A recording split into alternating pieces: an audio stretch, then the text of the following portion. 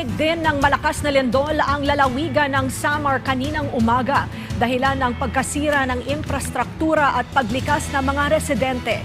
May report si Isaiah Mirafuentes.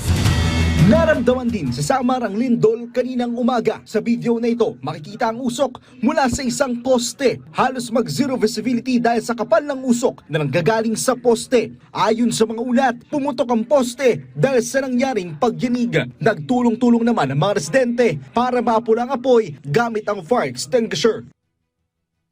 Naglabasan naman agad ang mga estudyante sa kanilang paaralan sa Lawang Northern Samar dahil sa lindol. Maging mga empleyado ay lumabas rin ang kanilang mga gusali nang mangyari ang pagyanig.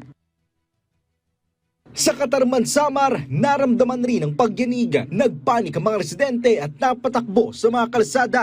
Maging mga empleyado ng isang gusaling ito sa San Roque, Northern Samar ay napalabas rin. Kita sa kanila ang pag-aalala dahil sa nangyaring lindol. Kabilang ang Eastern Samar sa isinailalim sa tsunami alert. Ngunit kalaunan ay binawi rin naman agad ng PhilBox. Isaiah Mirafuentes para sa Pambansang TV sa Bagong Pilipinas.